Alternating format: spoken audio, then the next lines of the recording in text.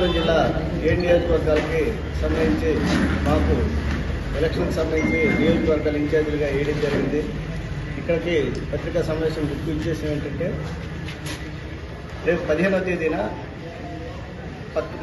మా కాంగ్రెస్ ముఖ్యమంత్రి తెలంగాణ ముఖ్యమంత్రి గారు రేవంత్ రెడ్డి గారు వైజాగ్ స్టీల్ ప్లాంట్కి ప్రైవేటీకరణకు వ్యతిరేకంగా మా కాంగ్రెస్ పార్టీ చేస్తున్న నిరసన కార్యక్రమానికి సంఘీభావం తెలియజేయడానికి విశాఖపట్నం రావడం జరుగుతుంది 15వ తేదీన.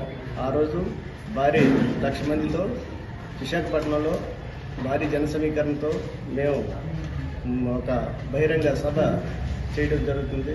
అలాగే అనంతపూర్లో ఇందిరమ్మ న్యాయ్ పథకం కింద ప్రతి పేద మహిళా కుటుంబానికి సంబంధించి ఒక మహిళకి 5,000 రూపాయలు ప్రతి మహిళకు కూడా అకౌంట్లోకి వేసే విధానాన్ని కొత్త స్కీమ్ని ఏంటంటే లాంచ్ చేయడం జరిగింది.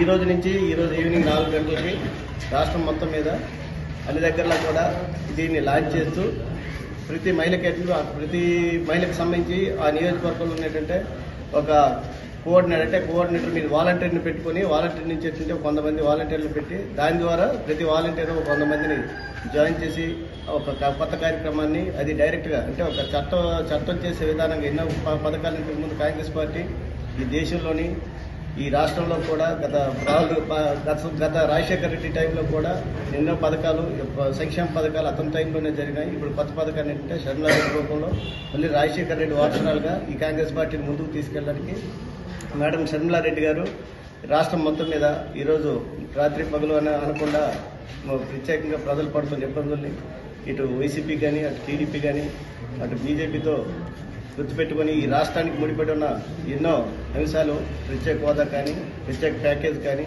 లేకపోతే రైల్వే జోన్ కానీ ఇలాంటి స్టీల్ ప్లాంట్ అంటే అన్ని గవర్నమెంట్ ప్రాపర్టీస్ని కూడా ఈరోజు బీజేపీ ప్రభుత్వం ప్రైవేటీకరణ చేస్తుంటే దాన్ని అడ్డుకోవాల్సింది పోయి ఈ రాష్ట్ర ముఖ్యమంత్రి జగన్మోహన్ రెడ్డి అతను సపోర్ట్ చేస్తుంటే అలాగే ప్రతిపక్షంలో ఉన్న చంద్రబాబు నాయుడు కూడా కేసులు భయపడు మరి దేనికో తెలియదు.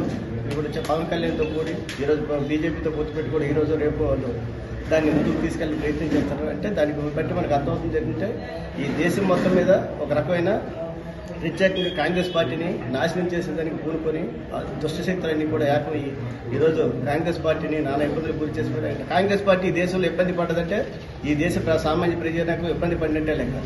ఎందుకంటే ప్రజాస్వామ్యం బతకాలంటే రానున్న రోజుల్లో అటు కేంద్రంలో కానీ ఇటు రాష్ట్రంలో కానీ కాంగ్రెస్ పార్టీ తప్పకుండా రావాల్సిన అవసరం ఉంది. కాబట్టి మేము రానున్న ఈ 2024 ఎన్నికల్లో ఖచ్చితంగా ఈ రాష్ట్రంలో అధికారంలోకి వస్తామని ఖచ్చితంగా మేము నమ్ముతున్నాం. జై కాంగ్రెస్, జై జై కాంగ్రెస్.